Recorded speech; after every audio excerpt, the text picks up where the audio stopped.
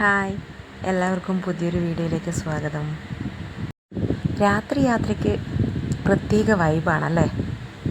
ഈയൊരു വൈബും കൂട്ടുപിടിച്ച് ഞങ്ങൾ പോകുന്നത് മറ്റെവിടേക്കുമല്ല, തലശ്ശേരിക്കാരുടെ ഉത്സവ മാമാങ്കത്തിലേക്കാണ്.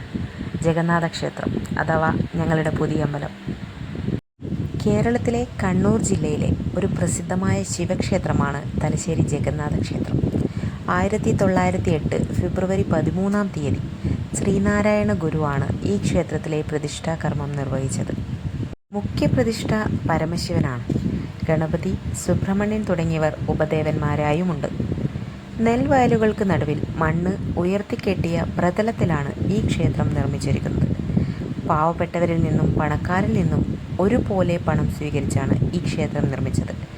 പുതിയ അമ്പലം എന്നുകൂടി അറിയപ്പെടുന്ന ഈ ക്ഷേത്രത്തിൻ്റെ സമീപമായാണ് Jagannath temple gate railway station.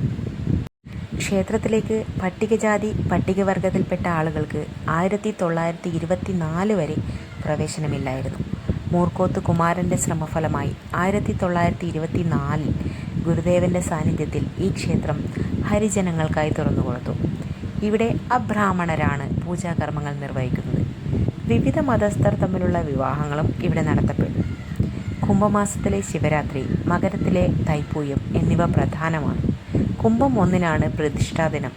കുംഭത്തിൽ Punartham നാൾ മുതൽ 8 ദിവസം നീളുന്ന ഉത്സവം, സ്കന്ദഷഷ്ഠി, കാർത്തിക മഹോത്സവം, പ്രതിഷ്ഠാദിനം, ഭാഗവത സപ്താഹയജ്ഞം തുടങ്ങിയവ ഇവിടെ കൊണ്ടാടുന്നു. ക്ഷേത്രത്തിൻ്റെ ആകർഷണങ്ങളിൽ ചിലത് മേൽക്കൂരയിലെ അതുല്യമായ മരക്കൊത്തുപണികളും ഒരു കുളത്തിൻ്റെ നടുവിലുള്ള പ്രതിമയുമാണ്.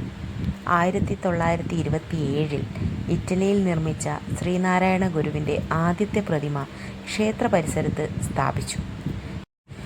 അദ്ദേഹത്തിൻ്റെ കൃതികൾക്കായി സമർപ്പിച്ചിരിക്കുന്ന ഒരു മ്യൂസിയവും ക്ഷേത്ര സമുച്ചയത്തിലുണ്ട്. ദേവന് ജാതിനാമം നൽകിയിട്ടുള്ള ക്ഷേത്രം വളരെ സവിശേഷമാണ്. എന്നാൽ തലശ്ശേരിയിലെ ജഗന്നാഥ ക്ഷേത്രത്തിൻ്റെ കഥ വിഗ്രഹത്തെക്കുറിച്ച് മാത്രമല്ല, ക്ഷേത്രത്തെ എല്ലാവരും സന്ദർശിക്കേണ്ട സ്ഥലമാക്കി മാറ്റുന്ന സംഭവങ്ങളുടെ ചരിത്രത്തെക്കുറിച്ചുമാണ്. തലശ്ശേരിയുടെ ഒരു നാഴികക്കല്ലായ ഈ മനോഹരമായ ക്ഷേത്രം പുരി ജഗന്നാഥ ക്ഷേത്രത്തോട് സാമ്യമുള്ളതാണ്.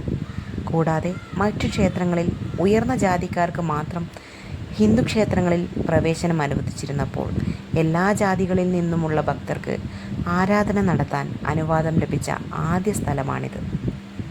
കണ്ണിയിൽ കുഞ്ഞിക്കണ്ണൻ എന്ന ശ്രീനാരായണ ഗുരുവിൻ്റെ കടുത്ത ഭക്തനും മൂർക്കോത്ത് കുമാരൻ എന്ന ഗുരുവിൻ്റെ ശിഷ്യനും ചേർന്നാണ് ഈ ക്ഷേത്രം പണിയാൻ ഗുരുവിനെ പ്രേരിപ്പിച്ചത്.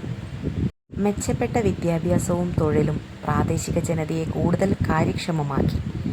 ജീവിത നിലവാരം മെച്ചപ്പെട്ടതായിരുന്നാലും ക്ഷേത്രങ്ങളിൽ പ്രവേശനമില്ലാത്തതിനാൽ ആളുകൾ ഇപ്പോഴും മെച്ചപ്പെട്ട ആത്മീയ നിലവാരം നേടിയിട്ടില്ല എന്നതാണ് ശ്രീനാരായണ ഗുരുവിനെ ഈ ക്ഷേത്രം പണിയാൻ പ്രേരിപ്പിച്ച മറ്റൊരു ഘടകം.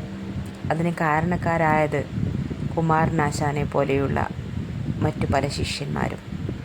Thank you.